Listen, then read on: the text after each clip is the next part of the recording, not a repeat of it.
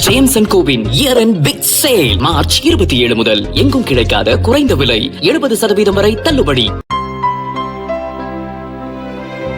இனிமே கண்ணை மூடிட்டு கடலை எண்ணெய் வாங்கலாம்.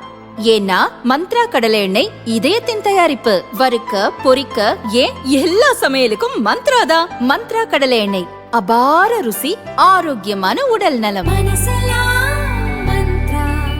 நீண்ட இழுபறிக்கு பிறகு நேற்று பாஜ வேட்பாளர் பட்டியல் வெளியானது. ஒரே கட்டமாக 27 தொகுதிகளுக்கும் வேட்பாளர்கள் அறிவிக்கப்பட்டனர். தமிழிசை, வானதி, எல் முருகன், ராம சீனிவாசன் உள்ளிட்டோருக்கு தேர்தலில் போட்டியிட வாய்ப்பு வழங்கப்பட்டுள்ளது. அண்ணாமலை போட்டியிடவில்லை. அவரது ஆதரவாளர்களுக்கும் சீட் வழங்கப்படவில்லை. இதெல்லாம் ஒருபுறம் இருக்க, பாஜவிடம் பறிபோக இருந்த ஒரு சீட்டை அந்த கட்சி காப்பாற்றியிருக்கிறது. அதாவது கூட்டணியில் உள்ள புதிய நீதி கட்சி தலைவர் ஏசி சண்முகம் 3 தொகுதிகளை அதிமுக பொதுச் செயலாளர் பழனிசாமியிடம் கேட்டிருந்தார். ஆனால் அவர் தர மறுத்துவிட்டார்.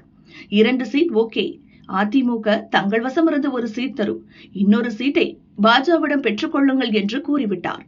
இதையடுத்துதான் மதுரை மத்திய தொகுதிக்கு சுந்தர் சி பெயரை அறிவித்தார் ஏசி சண்முகம். அங்கு அவர் இரட்டை இலை சின்னத்தில் நிற்கிறார். இன்னொரு தொகுதிக்காக பாஜவிடம் பேசினார். தாமரை சின்னத்தில் 2வது வேட்பாளர் களமிறங்குவார் என்று அறிவித்திருந்தார்.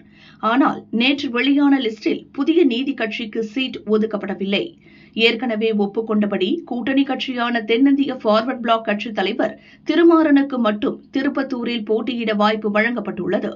அவரும் பாஜ வேட்பாளராகவே களமிறங்குகிறார். மற்றபடி புதிய நீதி கட்சிக்கு சீட் வழங்கப்படவில்லை. இது புதிய பரபரப்பை ஏற்படுத்தியது. இது தொடர்பாக ஏசி சண்முகம் கூறுகையில், எங்களுக்கு சவாலான தொகுதியை கொடுத்தனர். அதனால் பாஜவிடமே தொகுதியை திருப்பி கொடுத்து விட்டோம். குறிப்பிட்ட அந்த தொகுதியில் பாஜ நல்ல வேட்பாளரை நிறுத்தியுள்ளது. அந்த வேட்பாளரையும் நான் தான் பரிந்துரைத்தேன் என்றார்.